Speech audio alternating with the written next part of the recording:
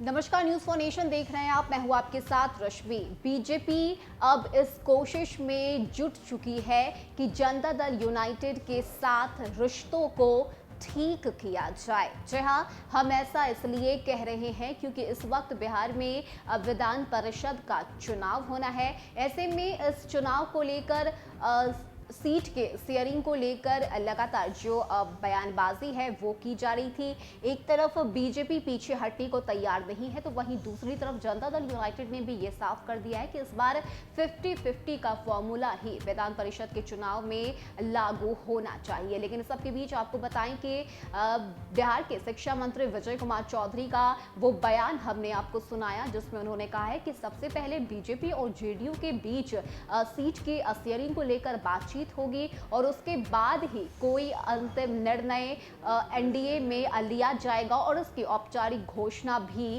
की जाएगी। लेकिन इस बीच आपको बताएं कि अब बीजेपी की तरफ से नरमी दिखाई जा रही है और यही वजह है कि बीजेपी जनता दल यूनाइटेड के साथ अपने तमाम रिश्तों को सुधारने की कोशिश में जुट चुका है। हालांकि अगर हम बात करें तो बिहार में इन दिनों कई ऐसे मुद्दे हैं जिसको लेकर बीजेपी और जेडीयू के बीच खींचतान देखने को मिल रहा है, बयानबाजी देखने को मिल रही है, चाहे वो जातीय जनगणना का मसला हो या फिर जो हम बात करें कि बिहार को विशेष राज्य का दर्जा दिलाने की मांग जेडीयू की तरफ से की जा रही है। इन तमाम मुद्दे को लेकर बीजेपी और जेडीयू की जो राय है वो बिल्कुल अलग अलग है, लेकिन इन तमाम बातों को दरकिनार करते हुए बीजेपी चाहती है कि सीएम नीतीश कुमार के साथ उनके संबंध अच्छे रहें और ये जो गठबंधन का धर्म है उसका भी पालन होता रहे। और यही वजह है कि बीजेपी का अब एक सॉफ्ट कॉर्नर देखने को मिल रहा है। हालांकि कई तरह के बातें इस वक्त बिहार के राजनीतिक गलियारों में उठ रही है। कहा जा रहा है कि सीएम नीतीश कुमार तो इस बार अपने कार्यकाल को भी पूरा नहीं कर पाएंगे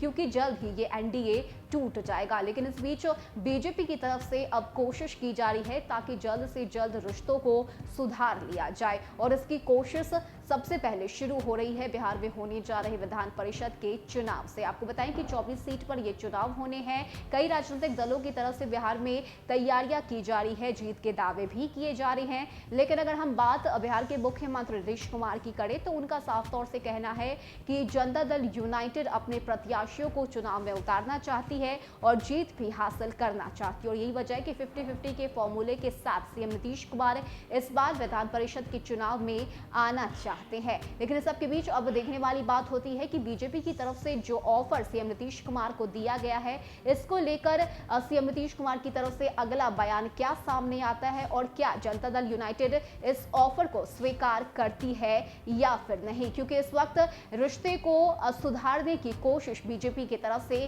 की जा रही है और यही वजह है कि इस कोशिश में अब जनता दल यूनाइटेड बीजेपी का कितना साथ देती है, ये तमाम बातें इस वक्त बिहार की राजनीति में देखना काफी महत्वपूर्ण साबित होगी। फिलहाल के लिए इतना ही। ज्यादा अपडेट के लिए आप बने रहिए न्यूज फॉर नेशन के साथ। नमस्कार।